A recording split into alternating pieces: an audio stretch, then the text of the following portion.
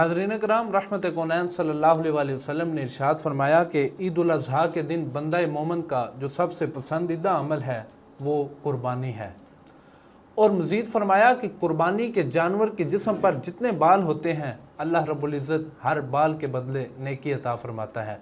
और नाज़रीन कराम, ये कोई आम बात नहीं है, ये इब्न माजा की रवायत है और नबी रहमत सल्लल्लाहु अलैहि वसल्लम के बेशुमार इरशादात जो हैं वो कुर्बानी की फजीलत के बारे में हैं। और फरमाया कि जो शख्स खुश होकर दिल से कुर्बानी करेगा, अब इससे मुराद ये है कि दिल में ये बात ना हो कि मैं कुर्बानी करूँगा तो मेरे पैसे लग जाएंगे, या मैं कुर्बानी करूँगा तो मेरी जेब खाली हो जाएगी, या मैं कुर्बानी करूँगा तो मेरे घर फ़क्र आ जाएगा। ये नहीं, अगर दिल में खुशी लेकर और एक खुशी की कैफियत में कुर्बानी करेगा और अल्लाह रब्बुल इज़्ज़त की बारगाह में उसकी रज़ा की खातिर कुर्बानी करेगा तो हुजूर ने फरमाया वो कुर्बानी दोज़ख और उस बंदे के दरमियान आड़ बन जाएगी। अब इसका क्या मतलब है?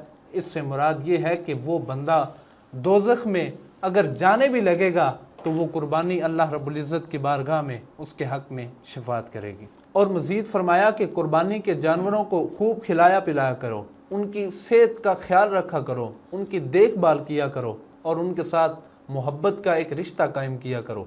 क्यों? क्योंकि फरमाया ये जो कुर्बानी होती है ये कल बरोज़े हश्र पुल सिरात पर तुम्हारी सवारियाँ होंगी। सुभान अल्लाह, ये कुर्बानी के फ़ज़ाइल हैं। कुर्बानी की इतनी बरकतें हैं कि अल्लाह रब्बुल इज़्ज़त और उसके प्यारे महबूब सल्लल्लाहु अलैहि वसल्लम ने कुर्बानी को एक अजीम इबादत करार दिया है। और नाज़रीन कराम, अगर इसका दूसरा पहलू देखा जाए तो जो लोग इस्तिताअत के बावजूद कुर्बानी नहीं करते, जो लोग हैसियत के बावजूद कुर्बानी नहीं देते, नबी रहमत सल्लल्लाहु अलैहि वसल्लम ने इरशाद फरमाया जो इस्तिताअत और हैसियत के बावजूद कुर्बानी नहीं करता वो हमारी ईदगाह के करीब भी ना आए। नाज़रीन कराम, जब ताजदार कायनात सल्लल्लाहु अलैहि वसल्लम किसी के बारे में ये फरमा दें वो हमारे ईदगाह की तरफ भी ना आए, ईदगाह के करीब भी ना आए, तो आप ख़ुद जान लीजिए कि ये उसके लिए वईद कितनी बुरी है। और मैं कुर्बान जाऊँ रहमत कौनैन सल्लल्लाहु अलैहि वसल्लम की मेहरबानी पर, आपके लुत्फ़ व करम पर। हुजूर जब अपने नाम की कुर्बानी किया करते थे तो साथ अपने उम्मतियों की तरफ से भी एक कुर्बानी किया करते थे।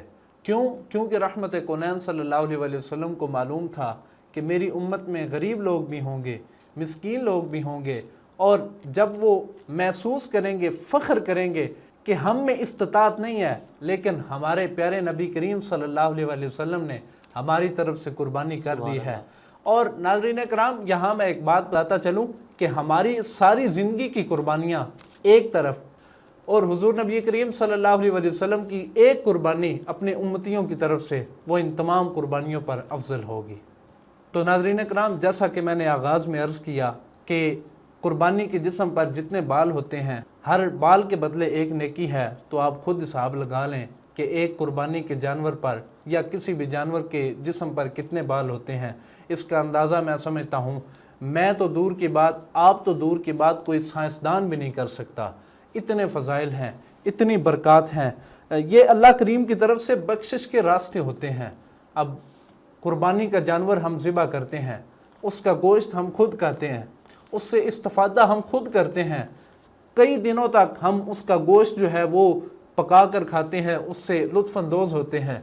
अब इसका बज़ाहिर अल्लाह करीम को कोई फ़ायदा नहीं है और ना करने से अल्लाह करीम को कोई नुकसान भी नहीं है, लेकिन वो अरहमुर राहिमीन है और ताजदार कायनात सल्लल्लाहु अलैहि वसल्लम आप रहमतुल लिल आलमीन सल्लल्लाहु अलैहि वसल्लम हैं। अल्लाह करीम बख्शिश के बहाने अता फरमाता है कि कुर्बानी करो तुम्हारी बख्शिश हो जाएगी, हज अदा करो तुम्हारी बख्शिश हो जाएगी, उम्रा अदा करो तुम्हारे गुनाह माफ़ कर दिए जाएंगे, और अगर नमाज पढ़ो तब भी तुम्हारी बख्शिश का समा बन जाएगा।